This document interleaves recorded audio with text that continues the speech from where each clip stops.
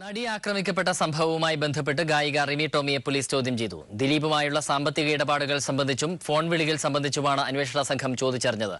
ആവശ്യമെങ്കിൽ കൂടുതൽ ചോദ്യം ചെയ്യുമെന്ന് പോലീസ് അറിയിച്ചു. എന്നാൽ തനിക്ക് ദിലീപുമായി സാമ്പത്തിക ഇടപാടുകൾ ഒന്നുമില്ലെന്ന് റിമി പ്രതികരിച്ചു.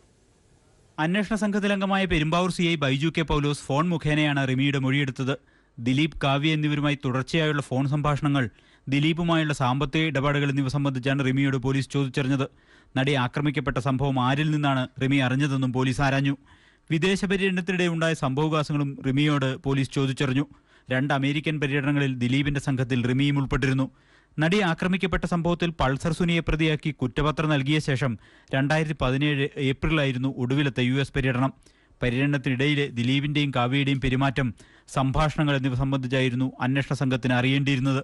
നടി ആക്രമിക്കപ്പെടുന്നതിന് മുൻപ് ദുബായ് ഷോയ്ക്കിടെ ദിലീപും നടിയും തമ്മിലുള്ള വാക്കുതർക്കത്തിലും റിമി ദൃക്സാക്ഷിയായിരുന്നു. ഈ സംഭവം സംബന്ധിച്ചും പോലീസ് ചോദിച്ചറിഞ്ഞു. റിമിയുടെ ചില ഉത്തരങ്ങളിൽ പൊരുത്തക്കേടുണ്ടെന്ന് പോലീസ് കരുതുന്നു. ഇതിനെ തുടർന്ന് മൊഴി വിശദമായി പരിശോധിക്കുകയാണ്. ആവശ്യമെങ്കിൽ റിമിയെ വിളിച്ചു വരുത്തി കൂടുതൽ ചോദ്യം ചെയ്യുമെന്ന് അന്വേഷണ സംഘം പറഞ്ഞു.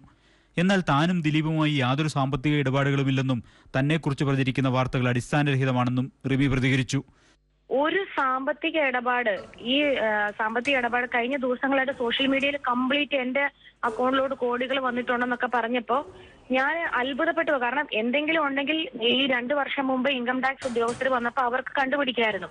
അല്ലെങ്കിൽ ഇപ്പോഴും ആരും പരിശോധിച്ചിട്ടില്ല. അങ്ങനെ എന്തെങ്കിലും ഉണ്ടെങ്കിൽ ഡയറക്റ്റ് ആയിട്ട് അക്കൗണ്ട് വഴി ട്രാൻസ്ഫർ ചെയ്തിട്ടുണ്ടെങ്കിൽ അറിയാൻ പറ്റിയല്ലേ. ഇതിനിടെ നടി ആക്രമിക്കപ്പെട്ട സംഭവത്തിൽ പോലീസ് അന്വേഷണം കൂടുതൽ താരങ്ങളിലേക്ക് വ്യാപിപ്പിച്ചു. കൂടുതൽ പേരെ ചോദ്യം ചെയ്യുമെന്നും വരും ദിവസങ്ങളിൽ നിർണായകമായ ചില അറസ്റ്റുകൾ ഉണ്ടാകുമെന്നുമാണ് അന്വേഷണ സംഘം നൽകുന്ന വിവരം. News bureau, Kochi.